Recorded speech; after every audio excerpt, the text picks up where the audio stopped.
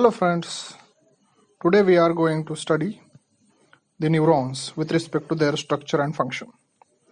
The nervous system consists of two types of cells, neurons and the neuroglia. Neurons are responsible for reception and transmission of nerve impulses, while neuroglia are involved in structural and metabolic support, insulation and protection. Neurons are miniature self-contained information processors that receives, process and generate the appropriate response. Neurons are the structural and functional unit of the nervous system. The neuron consists of three parts: cell body, dendron and the axon. These parts are involved in specific neuronal function.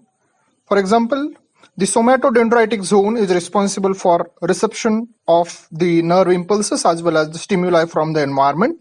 The somatic zone acts as a chemical integrator, while the axon hillock serves as electrical integrator.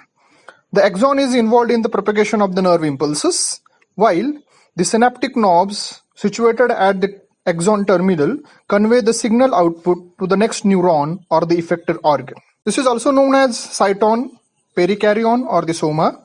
It is the largest and most conspicuous region of the neuron, which is polygonal in the neurons of CNS, while the neurons from dorsal root ganglia have round cell bodies.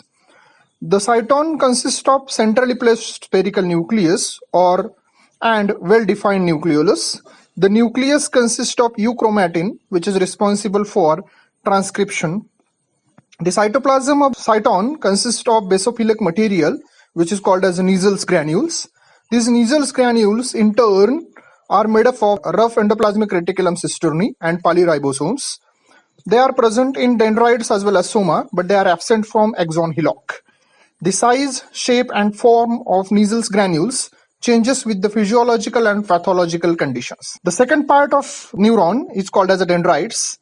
It is short, afferent and highly branched structure which is responsible for translation as well as transportation.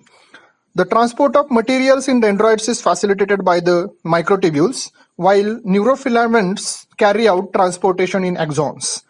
Dendrites along with soma have postsynaptic density proteins, while the presynaptic density proteins are abundant only in axon terminals.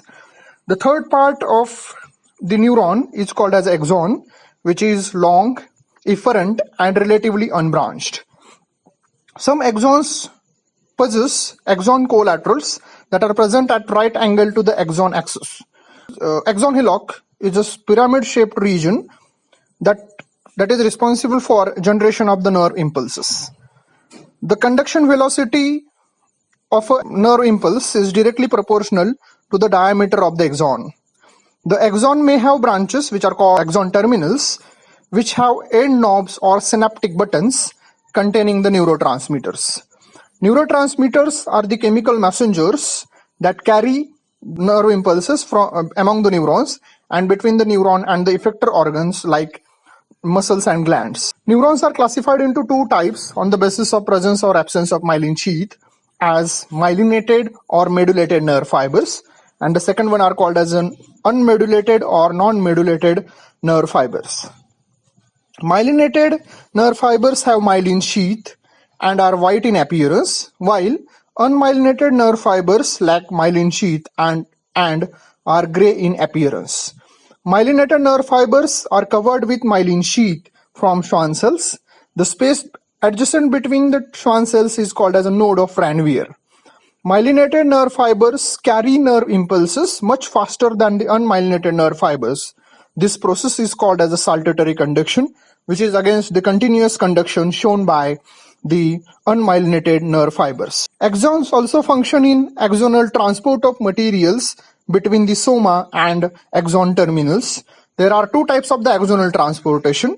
First one is called as anterograde transport, which involves the transport of materials from soma to the axon terminals, and the second one is called retrograde transport, which involves transport of materials from axon terminals to soma. Two mechanisms are used to study the axonal transport. The retrograde transport is studied by using the horseradish peroxidase, while the radio-labeled amino acids are used to study the anterograde transport. Thank you.